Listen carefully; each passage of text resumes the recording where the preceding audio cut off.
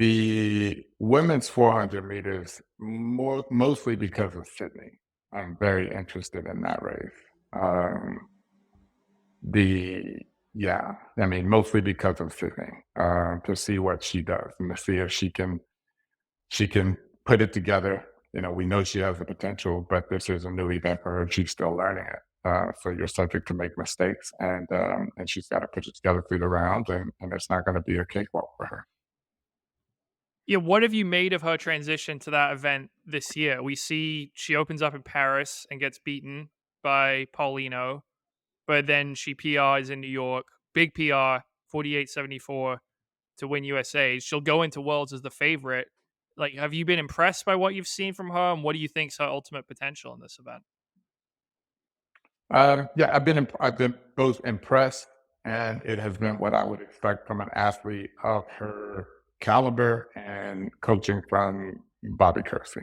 So it's been exactly what I would expect. I think that her potential. I think her potential is unlimited in that event.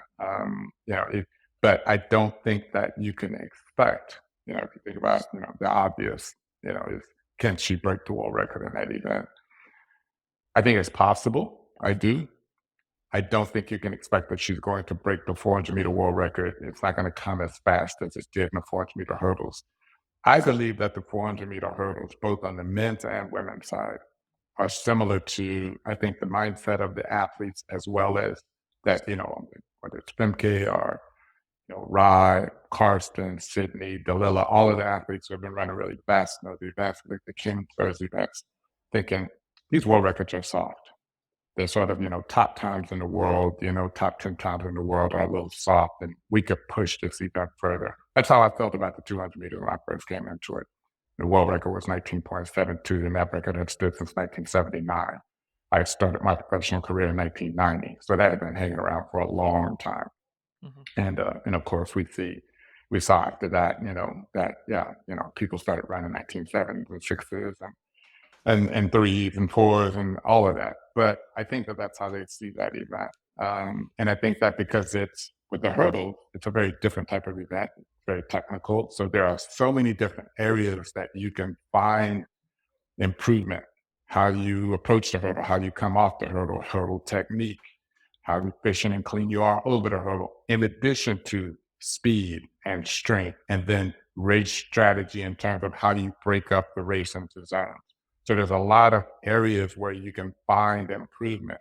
And if you find those quickly, and a person like Bobby Kersey can, and certainly, with an athlete like Sydney, and certainly, Karsten has done the same thing with his coach. And you're sort of, taking a very scientific approach to it. There's a lot of things to play with there to find those times and shave time off of the current world record or your personal time and ref to a world record. 400 meters is different.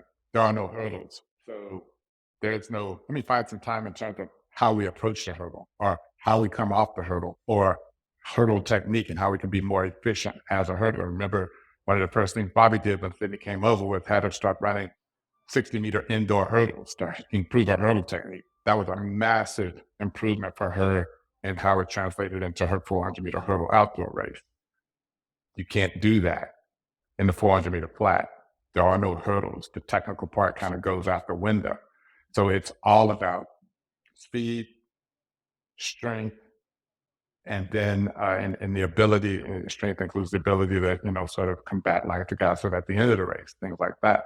And then it's mostly, though, it's going to be in race strategy, how you divide up the race and how you attack the race from a strategy standpoint. Nobody can sprint 400 meters all out, 100%. Nobody can do that. So it's all about where do you push, where do you back off, and how you manage that. So that takes a long time. It took me years to get to 43.18 when, I ran 43.39 in 1995. I knew that I could break that world record. I knew I could break that world record in 1992, the first time I ran 43 seconds. It took 7 years. I was dabbling over in the 200 a little bit, which probably made it take longer, but it took a while. So I don't think that you're going to see her breaking the world record in that event here in the next year or two. It's going to take some years.